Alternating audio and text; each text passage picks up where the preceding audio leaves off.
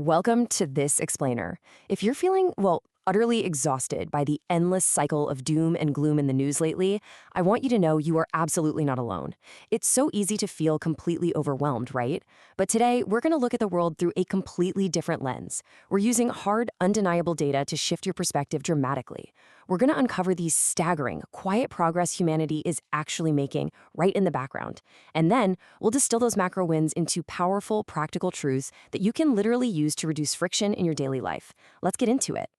Okay, let's dive into this. On one side, we have the reality we're constantly sold, what the daily news cycle shows us. You know the drill. It's loud, it's panic-inducing, and frankly, it's pretty much designed to grab and hold your anxiety. But look at the other side. What the long-term trend lines show is a completely different story. While the headlines scream about immediate crises, there's this massive wave of structural, life-changing progress happening right now, quietly in the background. Act 1. The Telescope. Zooming out to witness humanity's unstoppable momentum. Because once you see the hard evidence of global progress, it changes everything. Take this number, 90%. Over just the last 10 years, the cost of solar electricity has plummeted by roughly 90%. I mean, let that sink in for a second. It has become the cheapest source of new electricity in history for most of the world. Back in 2015, solar made up just 1% of global electricity generation. By 2025, it rocketed past 9%. We are right in the middle of an unprecedented global boom in renewable infrastructure, and it's reshaping our energy grid way faster than anyone predicted. And this brilliantly illustrates that progress isn't just about technology. It's about sheer human persistence. 15. That is the number of annual global cases of guinea worm disease today. We actually went from 3.5 million devastating cases worldwide down to under 15. That's not just a statistic. This is millions of lives saved from unimaginable suffering through pure, relentless global cooperation and on-the-ground health initiatives. It's incredible. We're also witnessing phenomenal leaps in how we heal the human body. Our oldest, deadliest foes are literally falling. Malaria, which has been a scourge for generations, finally faces highly protective vaccines like RTS, S, and R21. We have Casgevy offering the world's first functional, CRISPR-powered cure for devastating genetic blood disorders. We're seeing complete, long-term remission for previously untreatable cancers using CAR-T cell therapy.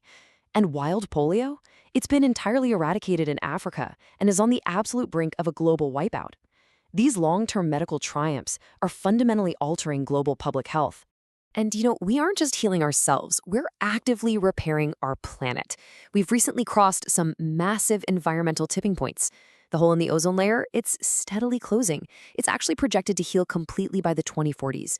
We also ratified the historic High Seas Treaty to create these vast marine sanctuaries protecting 30% of our oceans. Deforestation is seeing aggressive drops in places like the Amazon and Indonesia. And perhaps most incredibly, we've moved past merely trying to reduce emissions.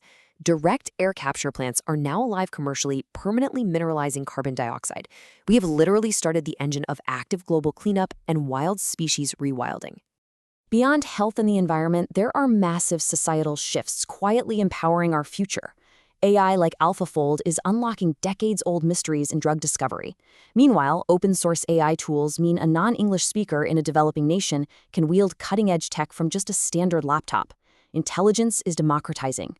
We're coupling this technological boom with historic reductions in extreme poverty and a steady global decline in battle and interpersonal violence. Even falling global fertility rates, which are often framed as a crisis, are actually voluntary. They're driven by the empowerment and education of girls. This, in turn, shrinks youth bulges and significantly reduces the likelihood of future resource wars.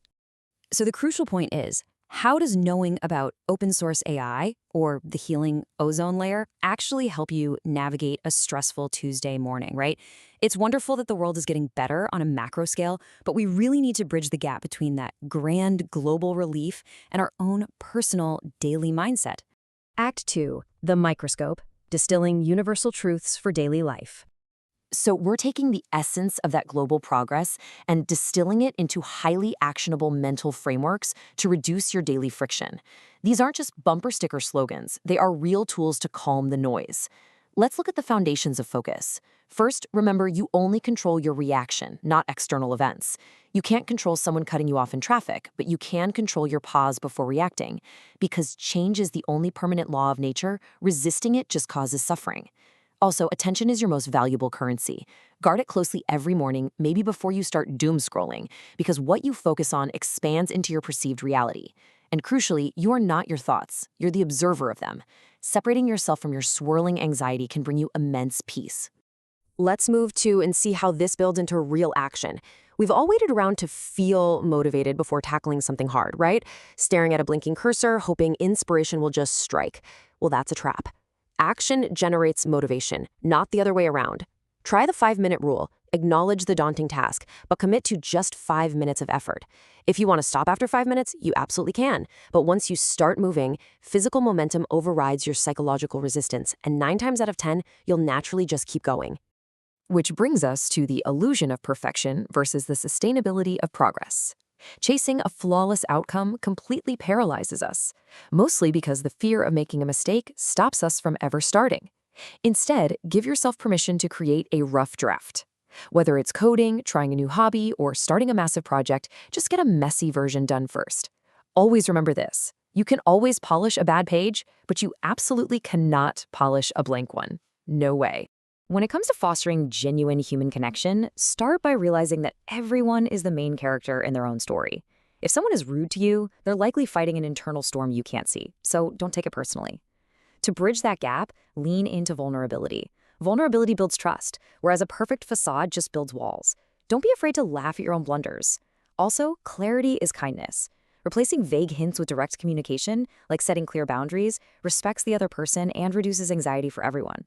And never forget the simple math of belonging. Shared joy is doubled, and shared suffering is halved. Okay, this next one might be my favorite, and it's incredibly tough in our modern world. Harnessing boredom. We've been trained to treat boredom like a glitch, right? Something to be fixed by instantly grabbing our phones. But boredom is actually a necessary signal. Next time you feel the urge to distract yourself, try and endure just 5 minutes of pure boredom. No phone, no screens, no music.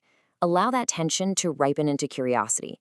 This exact space, this undistracted, uncomfortable quiet, is exactly where meaning is constructed and where true original creative insights are born.